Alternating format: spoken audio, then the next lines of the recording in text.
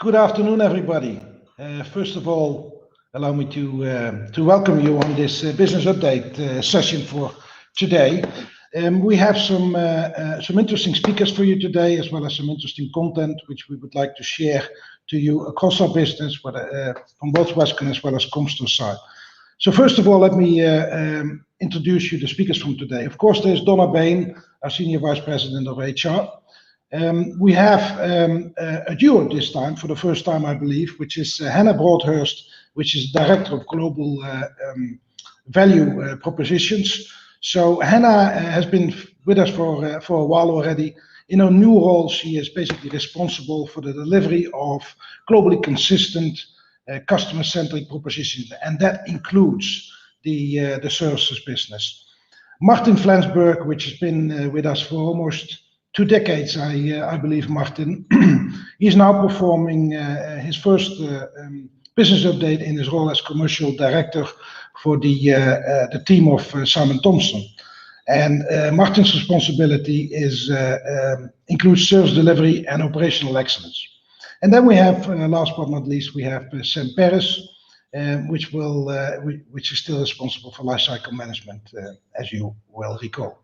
So today, a couple of things which we're going to discuss. Obviously, we can't avoid talking about COVID-19, so there will be an update on that. Donna will also be sharing with you some interesting information around mental health, and we will talk about One Westcon. Then I will give you an update on Comstor from an EMEA perspective, to be followed by Hannah and Martin around services, and then we close with Sam with Circuit. Before we start, I would like to tell everybody that there is, of course, the possibility for some questions in the end. But please don't wait with asking those questions. So if you go to the Q&A section, then you can ask the questions, and some of them we can already answer, but some others we will answer in the end. If we can't address all questions raised, then obviously we will do that later on by means of an email. Thank you so far. Sit tight, enjoy the ride, and it's my pleasure to hand over to Donna Bain. Hi, Willem. Thank you. So like Willem said, I've got a few subjects to cover today, and I'm only going to really touch briefly on COVID. As you are well aware, whichever country you live in, whichever region you live in, the news is sort of constantly changing. And your safety remains our priority. So all previously communicated travel restrictions, they still remain in place until further notice. Our offices are open, but we are following closely government guidelines. And if you do go into the offices, I would ask that you follow the safety measures put in place if you're going into the work environment. Thank you. So that's my update on COVID, really. I want to talk more in depth about mental health. We have previously mentioned how important it is to look after your mental health. And of course, as we know, it was World Mental Health Day, Saturday gone. And we were being encouraged to do one thing positive for our better mental health. And whether that was going for a walk, learning a new skill, doing something creative, taking the first steps to get support, or reaching out to somebody else. The months of lockdown, they've caused us to live very differently. We've dealt with loss, we've dealt with change. It's had a huge impact on all of us. And prioritising mental health has never been more important than it is now. Our mental health is like our physical health. Everybody has it, and we really, really need to take care of it. I've previously spoken about being proud and how that is essential to an essential part of your happiness and well-being. About being kind to yourself and others, the importance of trying to stay active and fit, using Lively, our staff health and sports social platform, about taking breaks and taking time out. And that, it's okay to have those days, and that it's okay not to feel very okay at all. If you are struggling with your mental health, please do not hesitate to reach out to your local HR team or your manager. I'd like to do a little bit of a poll. So, how are you feeling today? If you could choose one word to describe how you feel right now, what would it be? For example, it may be positive or energetic or sad or lonely. Type one word into the polling panel on your screen and hit the submit button. In about 20 seconds, we'll start to see the results of the words that you have put in collectively on screen. And I think it's really important that we start to recognise that actually, as individuals, we will feel different or differently on different days.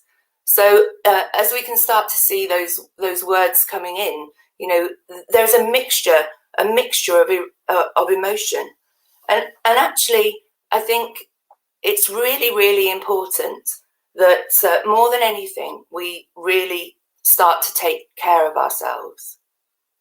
So the words on this screen now are getting a bit too small for me to read, but we'll present this later on when we share these slides.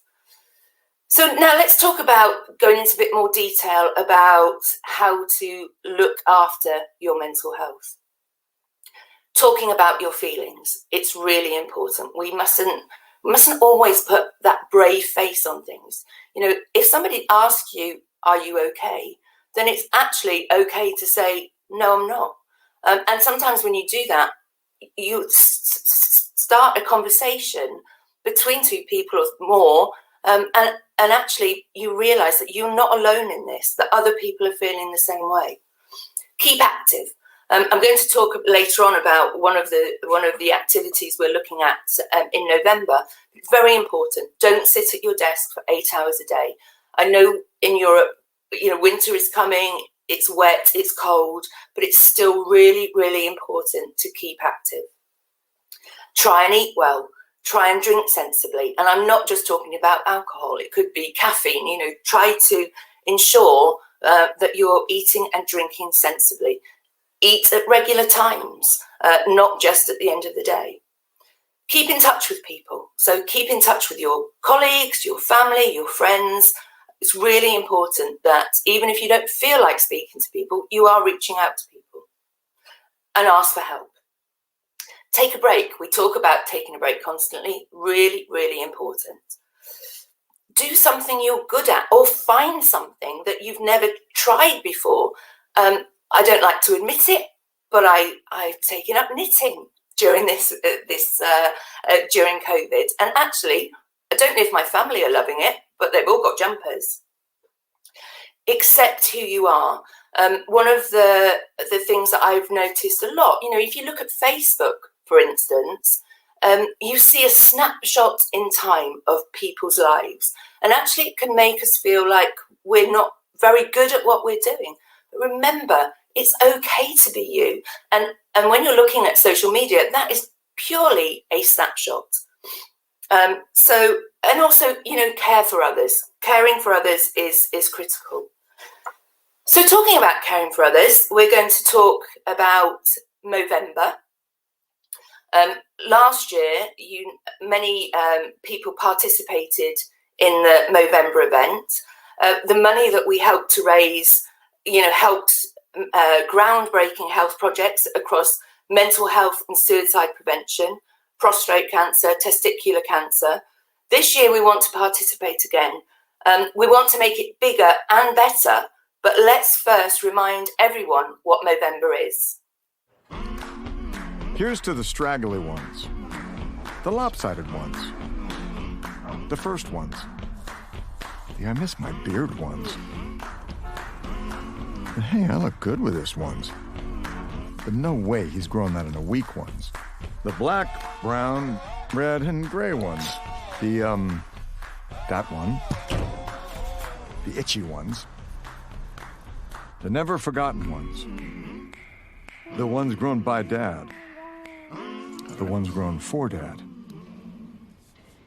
the started late ones, the absolutely filthy ones, the drawn on ones, the finger ones, the pin ones, the I nearly didn't do it this year ones, and the yeah, why not ones.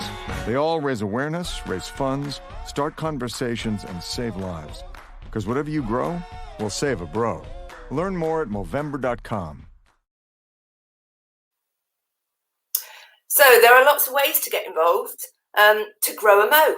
So a patchy, a lopsided, an itchy, an epic, a sticky, whatever mow you grow this Movember, your face will raise funds and awareness for men's health. There are other areas that we really want to get involved with Movember. So one of them is Move for Movember. I touched on that in my last slide. We want to commit to running or walking or cycling 60 kilometers over the month at your own pace. That represents the 60 kilometers represents the 60 men we lose to suicide each hour, every hour across the world. We will be launching this in our Lively app, and further details of that will follow. We want you to host a moment, rally the team members, and do something fun and easy. Hosting is all about having a good time for a good cause. You could mow your own way. You could create your own challenge. It can be anything. It could be a grueling test of physical endurance or something else entirely. Your epic efforts will change the face of men's health.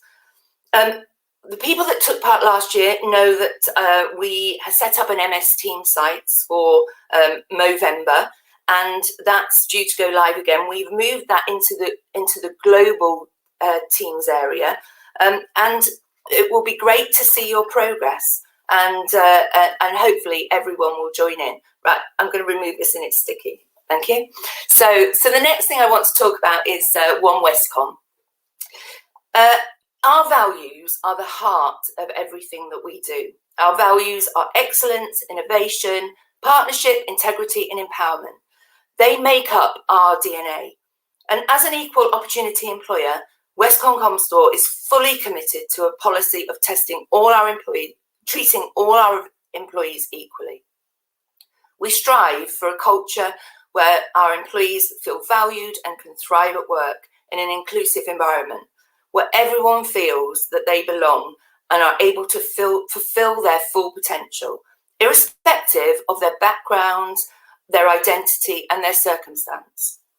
Hopefully, you will have seen my previous communication announcing the launch of One Westcon, the open network for employees of Westcon. The One Westcon programme will raise awareness and support in areas relating to diversity, inclusion, and empowerment. We have executive sponsorship by our CMO, Paul Cunningham. We're holding our first global event later, hopefully next month. That's going to be hosted out of South Africa. And that event will be to celebrate diversity, culture, and heritage within Westcon. It's currently being planned, so please look out for further details. In the meantime, we've asked you to hear your thoughts on the topics of diversity, inclusion, empowerment, and how well you think we are doing. You should have received from your local HR leads the first of 2 surveys that we'll be sending out, which focus on our culture. I hope you're able to take the time to consider these, as your open and honest answers to those questions are really valuable to us, and they will help us to support you and your teams. A new channel for One Westcon is also going live, where we will and has been set up in the Global Employee Network. Please, go on, have a look, share your views, and participate. And that's it for me today. So I'm going to hand back to Willem. Thank you.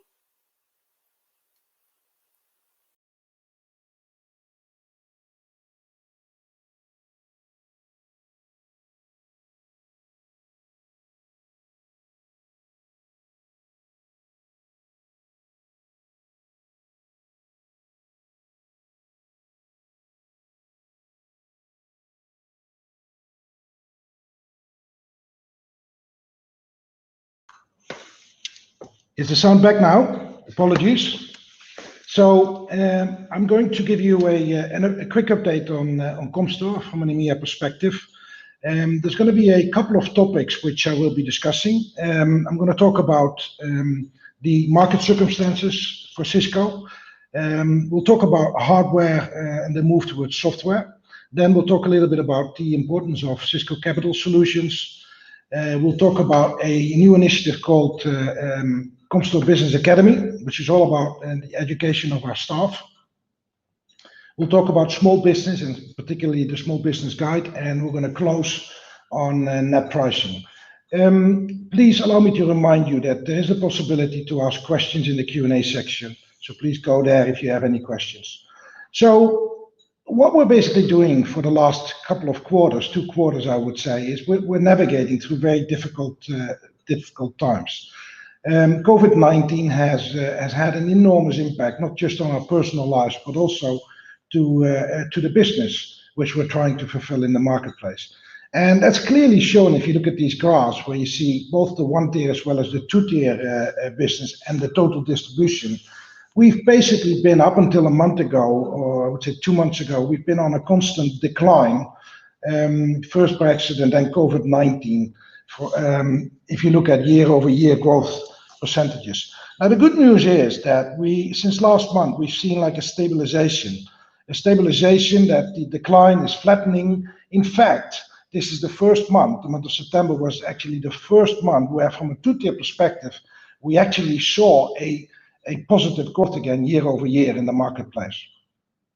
So these are early signs of an improvement and of a recovery.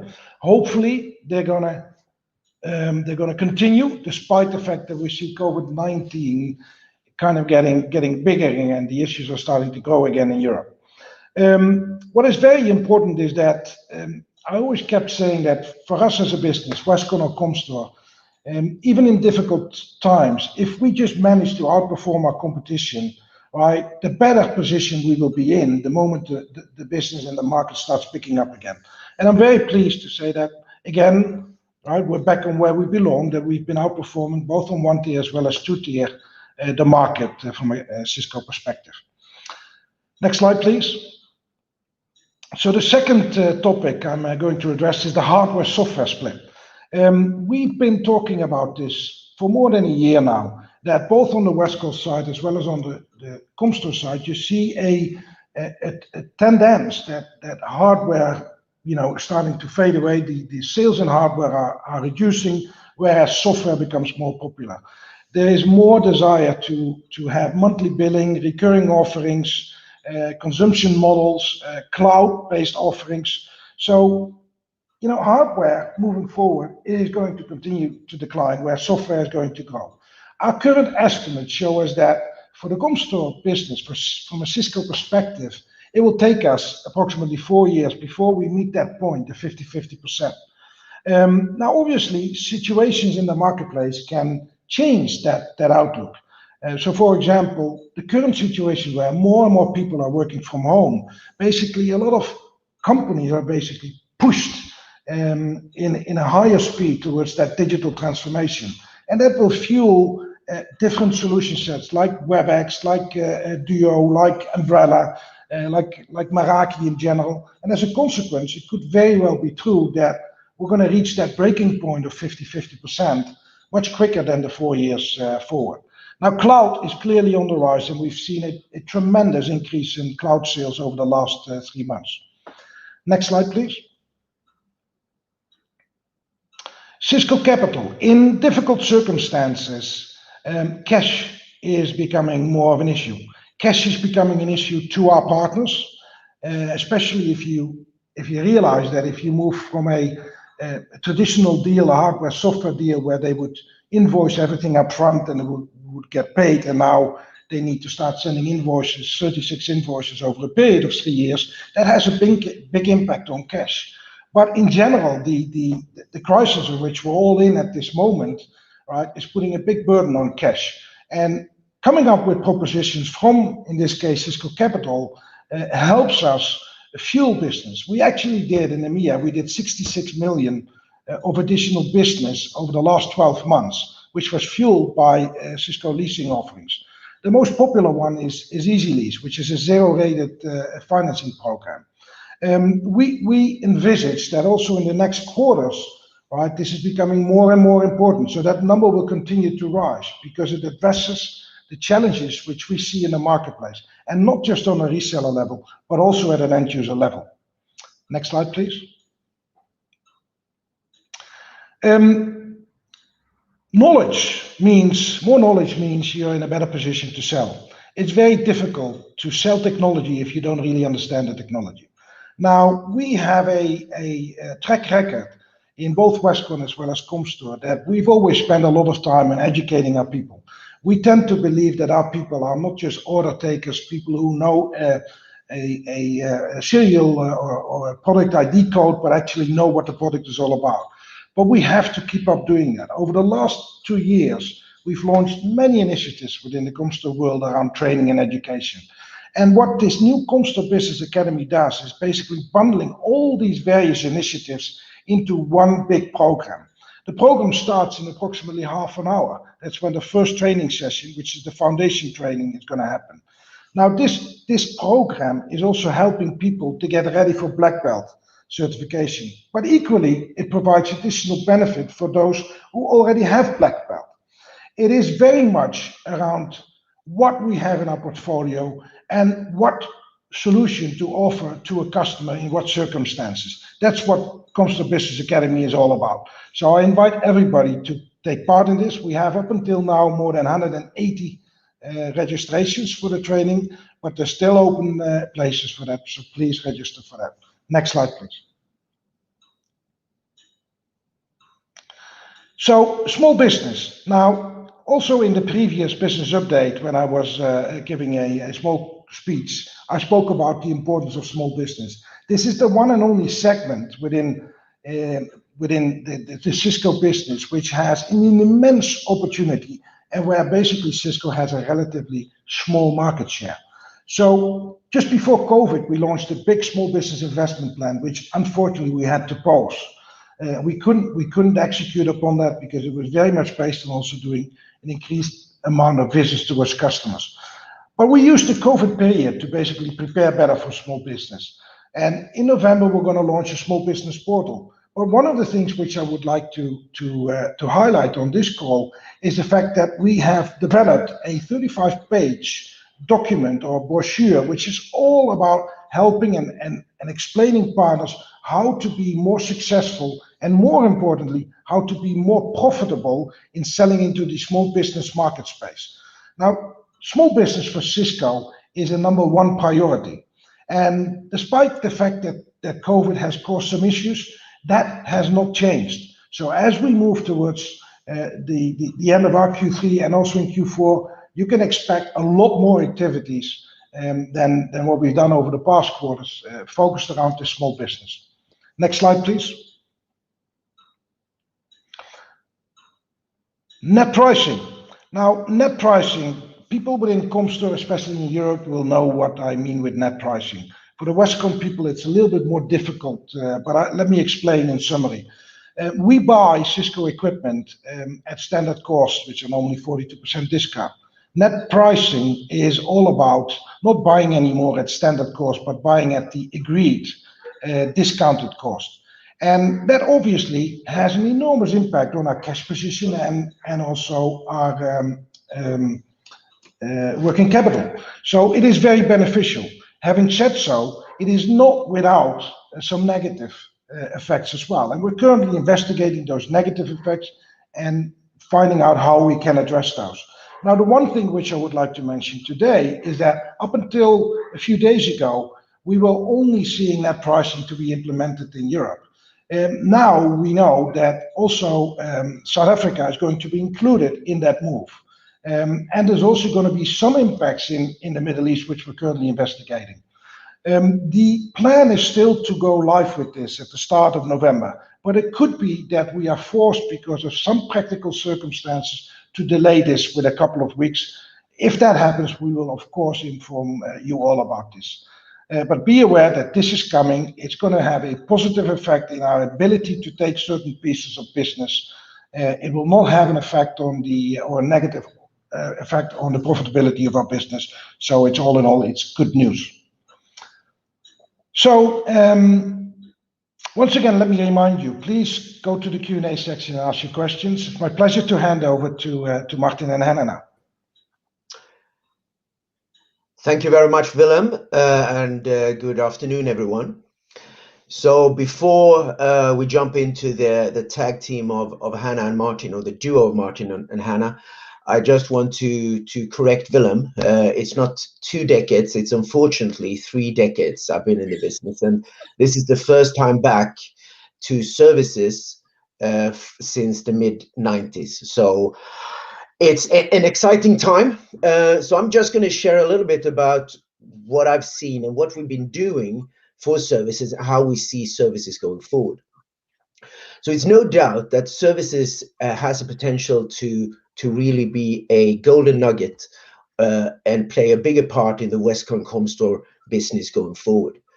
Historically, our biggest problem, I think, is that it's been treated very much as an isolated part of our business, not having very much alignment to the rest of the business, and not having any alignment to customer needs specifically, or vendor needs, but developing our own services.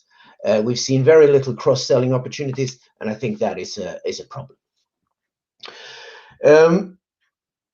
Since we are now moving the services business into GSCS under the leadership of Simon, we are reshaping the services business, and we're going to spend time on prioritizing specifically on 3 big chunks of areas.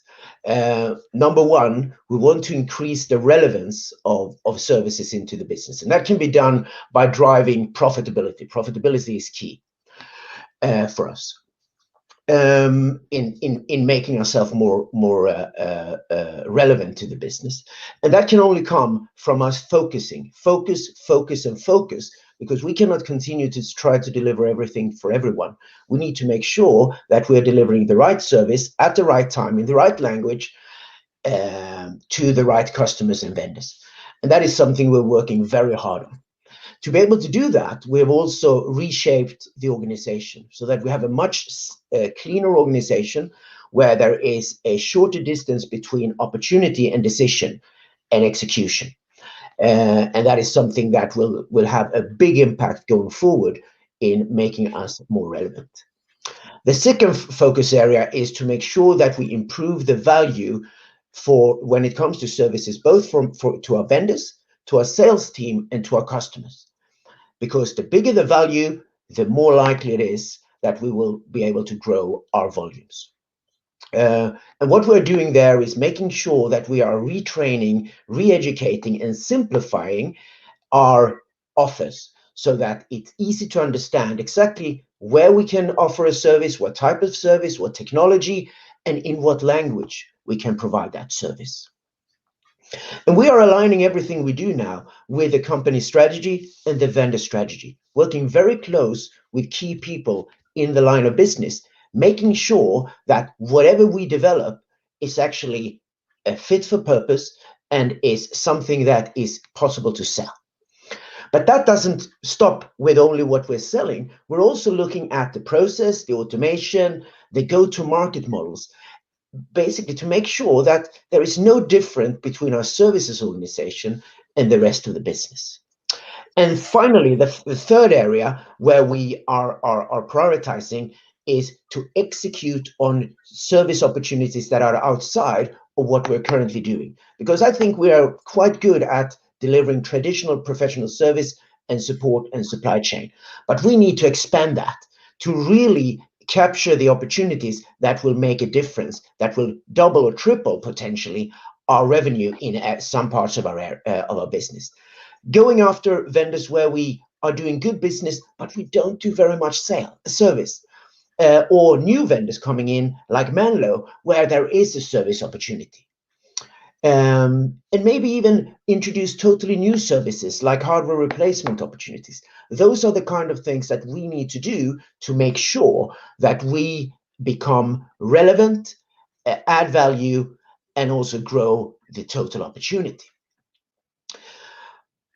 But even if we have come a long way in the 3 months that I've been involved in services, there are still a number of myths that we see in the business that is stopping salespeople or being used by salespeople as a reason not to offer service as part of the offer. And Hannah, I'm sure that you have already heard some of these. And one of the things that we hear quite a lot is services is too complicated. Yeah, I have indeed heard that. So as part of the whole relaunch, we've looked at our portfolio and we've simplified it. We've come back to market with a new modular offering with a new naming convention to really make it easier for both our sales teams and our customers to understand, or our partners to understand what we offer, and to focus on the services that our partners most need. And our marketing campaign is focused on those. But Martin, other common concerns that we heard is that adding services slow things down. What have we done to help there? So we are, during this week, launching a new self-service pricing tool that we call Service View. And that is available for all of sales. And that will dramatically improve the turnaround time on pricing and quoting of our services offer. And that will have a major impact to all of you when you are quoting services. I've also heard people talking about that they don't have to sell services now, but they can actually add it later. Hannah, any comments on that? Well, this is a problem because most partners have already decided when they're ordering that equipment from us how they're going to install and how they're going to support it. So if we leave services till the end of the product sale and try and address it late in the process or afterwards, we're really reducing the opportunities that are available to us. We need to make services part of every conversation right from the outset. And actually, it will also help accelerate that product sale. I've got another one for you then, Martin. We've often been told that our services are too expensive. What have we done to address this? Yes, so we regularly assess the customer feedback to ensure that we are competitive when it comes to pricing. We've launched new pricing modules. We have secured relationship with external partners that are more cost effective than we normally have been. And I would actually argue that in most situations where there is a like-for-like service offer, we are very, very price competitive. So I'd ask anyone in sales that has an opportunity to reach out to us to secure that we don't miss an opportunity because you believe that we are not competitive in pricing. That's great to hear. That's really good. Yeah. I've also heard from sales that they cannot focus on services because they need to focus on product sales. Well, services are key to our value, and it's something that we're often asked by our partners to provide. And really, we need to look at the total service and the total solution that we offer to our partners and use services as part of our proposition to accelerate the product sales.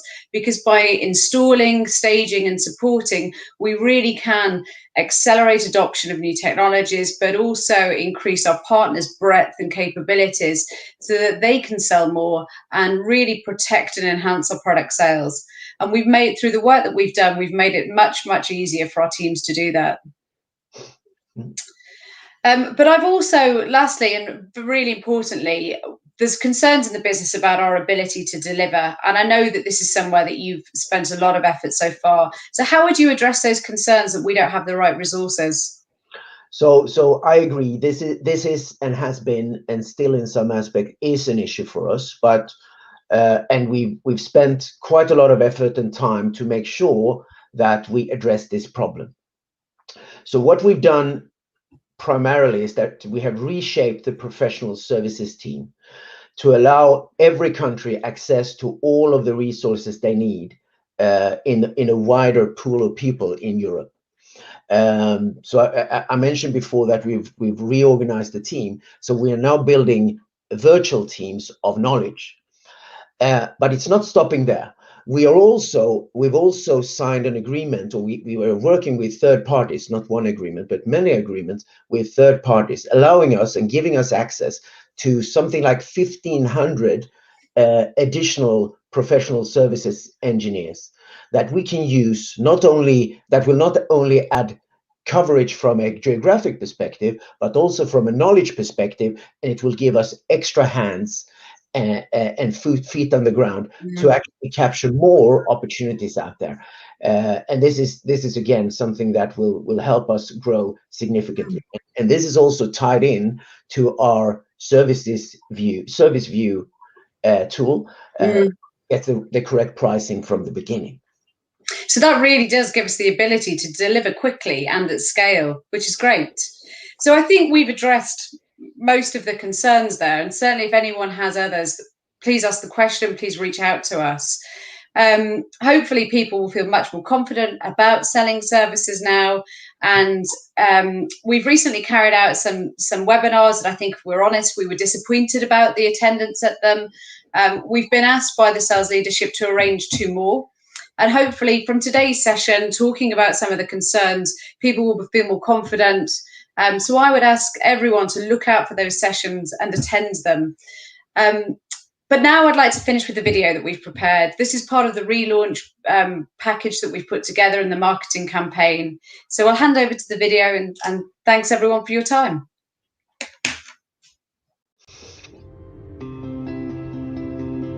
Meeting customer demand using your in-house resources and adopting new technology while controlling costs can be challenging. So, when you need a helping hand, use our highly skilled services professionals as an extension of your team. With specialists in education, supply chain, professional and support, we are here to help you become more efficient, scale your business, and increase margins. Education is critical for technology adoption. Our accredited engineer and end-user training ensures you get the skills and experience you need to deliver a seamless implementation and maximize utilization and return on investment. Streamlined supply chain management ensures you can operate more effectively. Bespoke inventory management and end-to-end logistics solutions keep you agile and responsive to customer needs. Product testing, staging, and configuration services increase efficiency and reduce risk and cost to deliver a better customer experience. Appropriate design, resource, and planning underpin successful IT projects. Our professional services team offer flexible engineering and consultancy resource across the entire project lifecycle. Extend your capabilities and reach by accessing the skills to design, deploy, and optimize projects when you need them. Scalable support is critical to customer success and building lasting business relationships.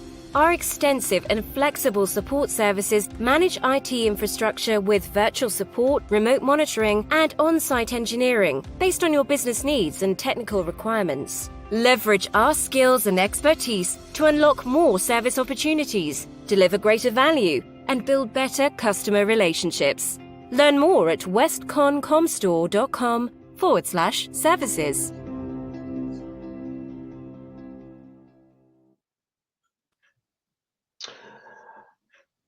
All right. So I hope you enjoyed the video. Feel free to use it and feel free to share it. I just want to remind, a final reminder to everyone before I hand over to Sam. Remember that it's criminal not to sell service. Thank you, Sam. Oh, thank you, and over to you, Sam. Thank you, Hannah and Martin. Great job. Thank you very much indeed. So today I'd like to talk about our approach to recurring offers.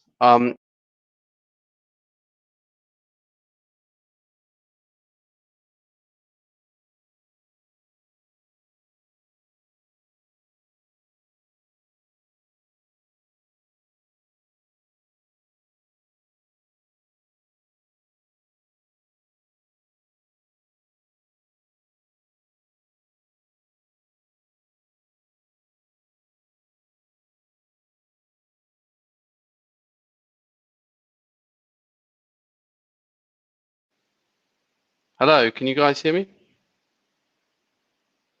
Yes, great. Okay, we're back. Thanks. So earlier on, you heard Willem talking about the speed of change of software and recurring offers in our Cisco portfolio. And you'll see, that is prevalent not only in our Cisco business, which has grown from 3% software recurring revenue to 18 to 20% in 2.5 years, and this prediction of 50% in 4 years. I agree with Willem. I think it will come sooner. But it's not only prevalent in our Cisco business, this is prevalent in the $4 trillion IT industry we sit inside, and it's prevalent across our vendors as we sell. So what does that mean? We're seeing an increase in software subscriptions, an increase in SaaS sales, and an increase in cloud. And that means we need to start thinking differently and acting differently as a business in regards to these recurring offers. Why? They're dynamic in nature. They change.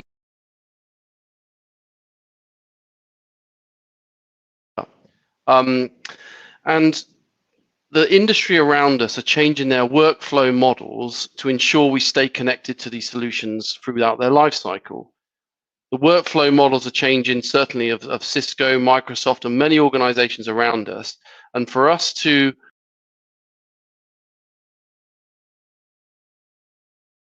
model to help with this change in recurring offers. Why? We want the end users to get the maximum value from what they've bought, the software solution, over time.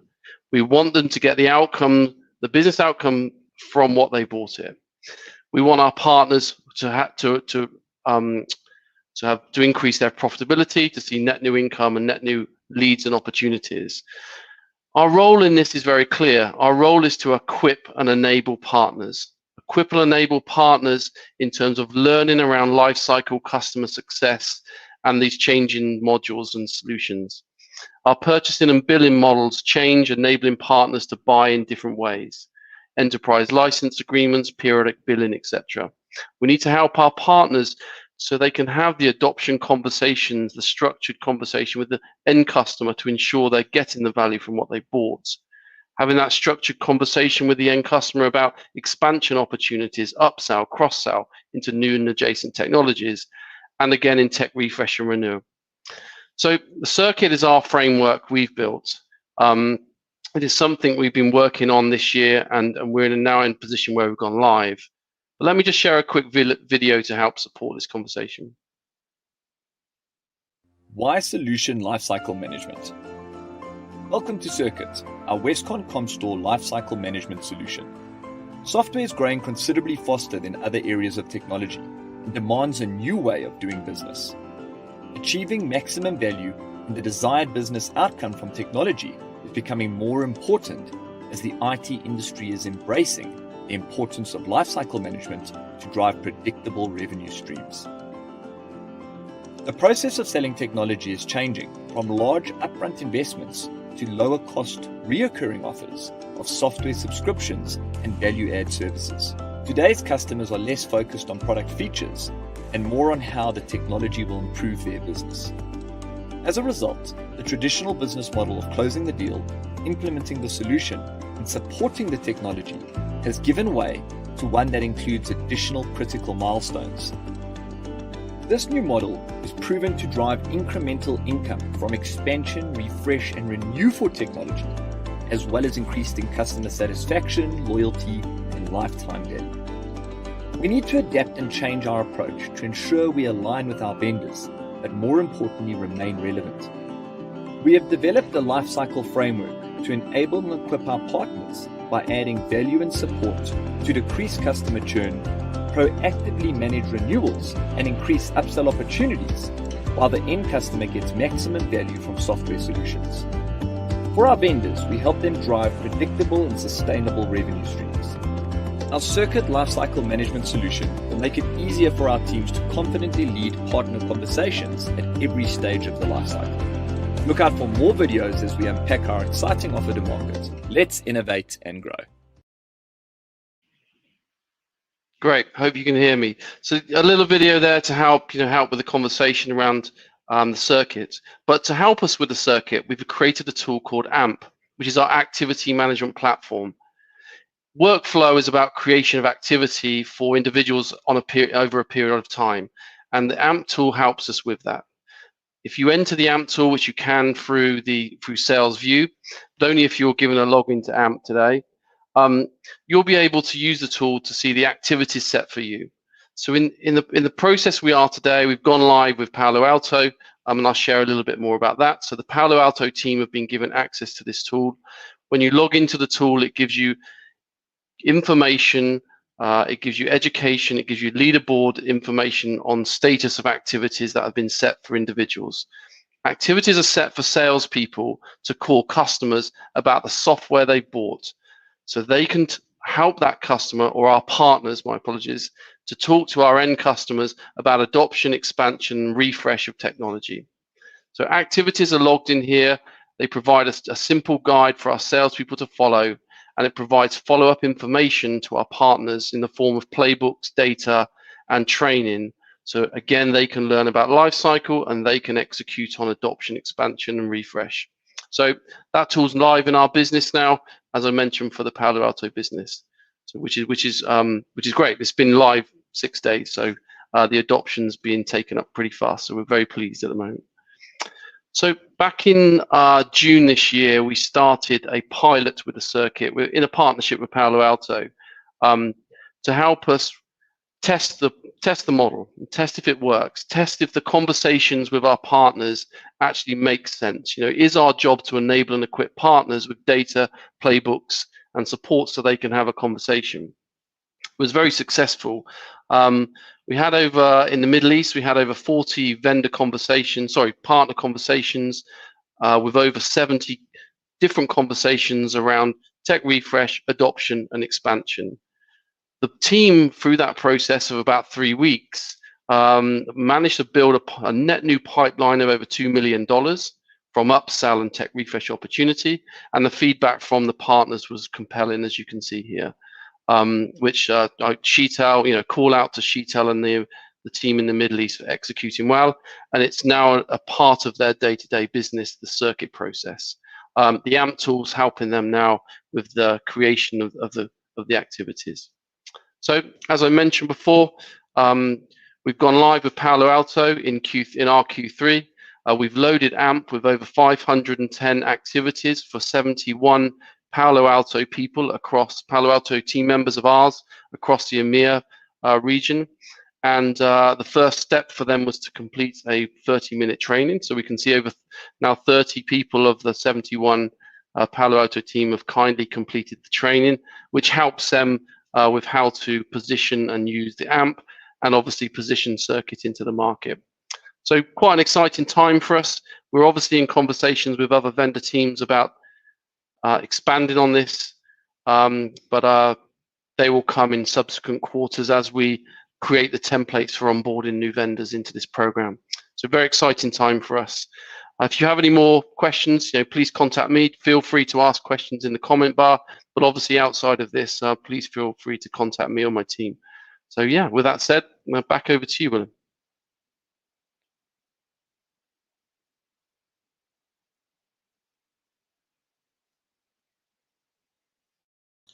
Thank you very much, Sam. So apologies, we seem to be having a couple of problems in terms of voice. So hopefully we've had the worst of that. So very happy to see that there's an enormous amount of questions.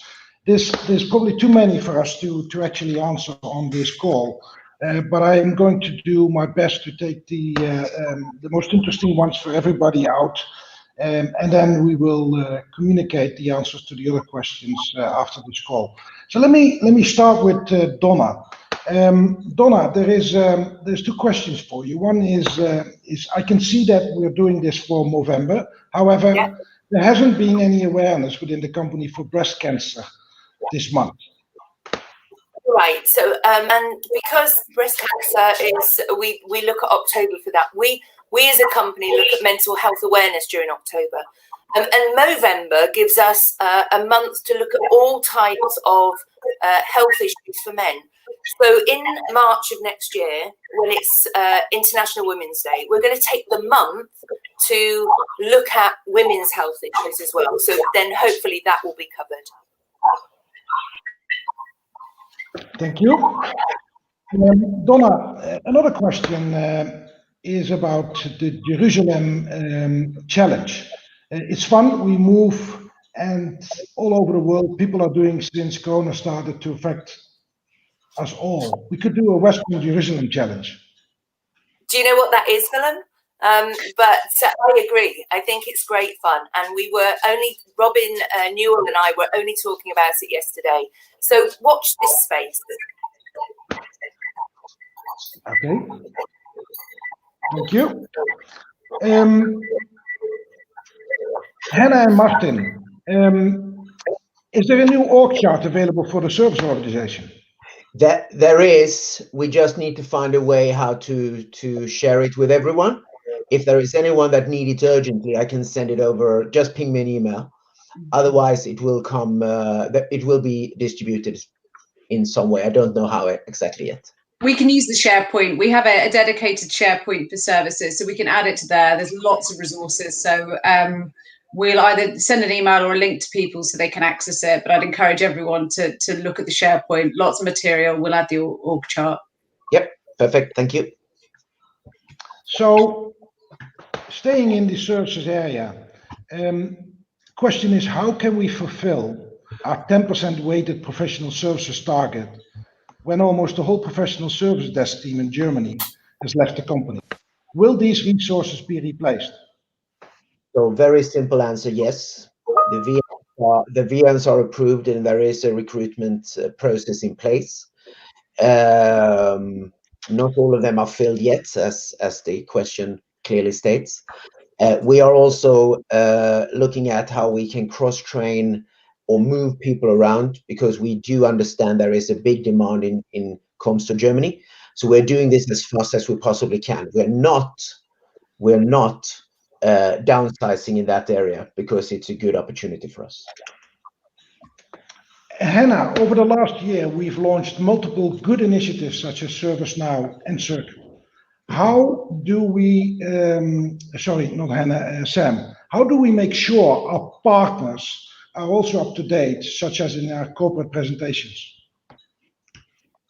Yeah, I can talk to the circuit quite quickly. I think the circuit is very targeted, as it's not a one for everyone at the moment. It's very specific around a vendor and a set of their technology and what they bought. So we in the Palo Alto community, we've made a lot of noise about the circuit. Of course, outside of that, it's not a prevalent program for Cisco yet, for F5 yet, or others. So it will be targeted around the communities. In regards to services, would you like to talk about that, Hannah? Do you want to touch on that? I think so. It's a yes, thank you. But it's a wider question. I mean, I'm in my role responsible for proposition development. A huge source of data is obviously customer and partner intelligence, and there's a lot of focus on that at the moment. So making sure that our propositions are aligned to the jobs and the pains that our customers have to complete and the pains that they suffer. And then from that development is obviously the go-to-market, the sales enablement piece and marketing activities. And as a marketing organization, we work very closely together to ensure that all of our marketing material, our websites, our socials, that everything is up to date. But we continue to work as a team on that. There will continue to be lots of activity around branding and marketing. And if anyone has any sort of specific areas that they'd like to call out, then please get in contact separately. Thank you. Sam, there's a question, where can we find the video which you were sharing? Can we use this one with partners? Yeah, we can. So if you're in there's about 130 people in my circuit channel. If you're in that channel, it's in the circuit channel. Outside of that, please come to me and I'll make sure it's available to you. We have them in MP4 now, so we can share them. Not a problem. Thank you. Hannah, one other question is from somebody who says, what I feel since I started is that also internally, there's not a lot of services awareness. What is the plan for that? To be sure that within sales, services are on top of their mind. And it's a great question. So when we've planned the relaunch of services, we have an entire internal awareness campaign planned. because obviously our audience is our internal stakeholders as much as it is our external, our partners, because our sales teams talk to more partners on a daily basis than any of us could individually. So we have a range of activities planned. We've just completed 7 webinars on services across Europe. I think timing was against us and the attendance wasn't great. So we're putting some more of those in the diary, but we have a whole plan between now and Christmas all around raising awareness, raising confidence for people to talk about services, but also inviting people to share success with us, because we want to celebrate those wins. We celebrate the wins. Success breeds success, and people will be more confident and willing to talk about services. Thank you. Now there is a question: how do we perform compared to other companies? Is it a Westcon trend or overall?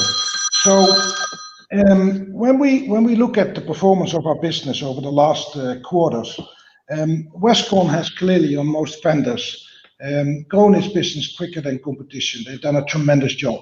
On the Comstor side, we have a slightly different situation from a market perspective. The Cisco business has been in decline for the last 3 quarters now, year over year. Nevertheless, even in a declining market, it's all about us outperforming competition. And that's what we have done. So out of the last 9 months, we've probably outperformed 7 out of 9 our competitors. So we're doing better than competition. On the small business, there's been a question, and the question is, how can we compete in small business with Amazon pricing, which is in some SKUs much more cheaper than what we buy at as a distributor. Now, there's a couple of things which we need to realize. Whilst there is some kind of engagement between Amazon and Cisco, we should not forget that the Amazon channel is a channel for a specific end customer. Partners who actually buy this equipment through Amazon, right, they clearly don't need any support or anything else, because they are not going to get it through Amazon. And most of the partners and most of the end users actually do need support and would like to get that support from their partner and consequently through the distribution channel. That's one thing. The second thing is that there shouldn't be a big difference. And if you come across these huge differences, as we saw in the last decades, by the way, in terms of grey importing, right, I'd like you to flag those to the mothership, to Justin, or to Russell Blackburn through your local management, so we can address that with Cisco. There's also a question in regards to net pricing, which is an interesting one, and also a bit more complex one. So first of all, I need to correct something, because I said earlier on that it was South Africa, and it's not South Africa, it's Africa. So Africa except South Africa, where net pricing would be implemented. And the question which was raised was, a deep knowledge of DSV system has made the difference to our favor in previous closings. Would you share, if possible, a little bit more about the net pricing trainings and documentation plans? So yes, I can, although I can't go to a high level of detail, but we will inform you over the coming week around that. So we're currently in the midst of designing and finalizing the training that will be required for the entire Comstor organization with regards to the net pricing change. So that is almost finished. It will include training sessions, documentation, and revised job aid wherever required. Let's go to another question. We can do, I think, another 2. Martin and Hannah, many customers, when wanting to use their service support, come to us. And this is a question from the customer services department. Maybe could you focus on the fact that customers know very well who to contact in regards to their service support? So yeah, I couldn't agree more. It's too complex to find the right people. So this is an area we haven't addressed yet, but it will be addressed to make sure that both customers and our internal people actually know where to go, instead of having to jump through hoops to find the right person. So it's on the radar, but not fixed yet. Okay, thank you. Another one, if we don't want to treat services as a separate go-to-market, why do we have it then in our business as a separate department? Shouldn't it be in either the Westcon business or the Comstor team? So I think, as Martin just said, we're looking at the service delivery, and the delivery mechanisms associated with services are very different from the rest of the business. However, the go-to-market and the sales motion does need to be part of our core value proposition and our core offering to our partners. And we're working very hard with the vendor teams to put out one story. So we're working with the Palo team so that we really use our services to strengthen the message around Palo Alto and our capabilities. Similarly with the Cisco teams and the other vendors. And by focusing our core teams on the mass market offerings, it allows our services sales teams to focus on the more complex opportunities and solutions that we have. Thank you, Hannah. Last question. Do you want to, are we planning to make the org charge from not just from a service perspective, but from the entire organization more available to our staff? Because there's been a lot of changes and there are a lot of unknowns across finance and other teams. The communication around that hasn't been ideal. I think that's a very good point. I'm very much aware of all the changes which we've undergone over the last 3-4 months. So I will work together with Donna and with Renee and also with the other leads to make sure that we have updated all the org charts and that we're in a position to share those with all of you, so you know who's doing what and who to go for. So that brings us to the end of this business update. Once again, I would like to thank everybody for attending this call. I hope we've given you some valuable information. We will, of course, address the remaining questions which are still open standing, so you will get an answer on those. And should anybody come up with an additional question, don't hesitate and send it to us. Thank you very much for joining. Have a great day and a good close of the week. Look forward to talking to you all soon. Thank you. Bye.